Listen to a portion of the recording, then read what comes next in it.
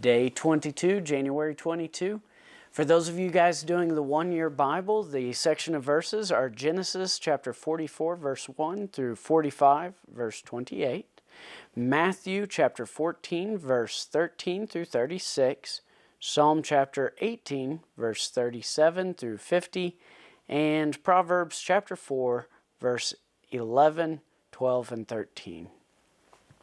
So today I want to read a section out of Matthew chapter 14, verse 34 through 36. This one is really cool. This is a paragraph that somehow I had missed until going through this reading this time, and it's just really cool. It actually builds off a section that we read back in Matthew chapter 9 on January 13th. But yeah, let me read this for you guys. Matthew chapter 14, verse 34 through 36. And when they had crossed over, they came to a land at Gennesaret. And when the men of that place recognized him, they sent around to that region and brought to him all who were sick. And they implored him that they might only touch the fringe of his garment. And as many as touched it were made well. This builds off of, like I said, in Matthew chapter 9. If you remember, Jesus is walking, and there's this huge crowd around him. And as all these people are walking and pushing, there's a woman, and she has been bleeding, and she needs healed. And if you remember, she pushed through and thought, if I can just touch the hem of his cloak, I'll be healed. What she's doing when she does that is she's claiming that Jesus is the Messiah based on Old Testament prophecy.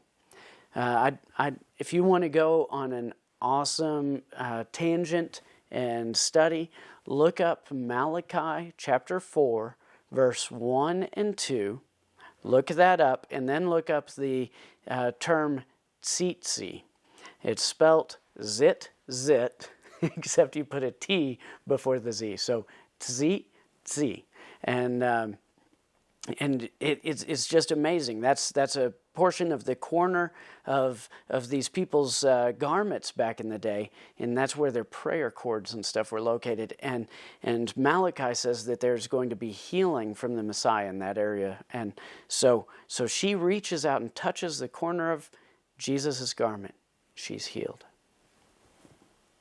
But it doesn't stop there, because once she's healed, she has a story. Once she's been restored, then she has to tell people what Jesus has done for her. And so she goes out and shares her story. Now, fast forward 5 chapters, and now we see a multitude of people reaching out and touching the corner of Jesus' cloak. You see, because of her faith and her story, others are now able to reach out and touch Jesus. It doesn't stop there. See, Jesus, He's done a work in each one of us. He's been impacting us. Maybe He's impacted you with a particular study that we've done or a study you've done on your own. Share that. Share that. If it's this study, grab the URL and send it to a friend.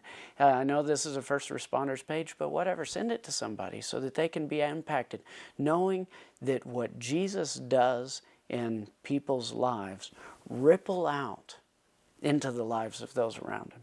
So because of what Jesus has done in you, others might be able to receive the healing and the restoration based off your story.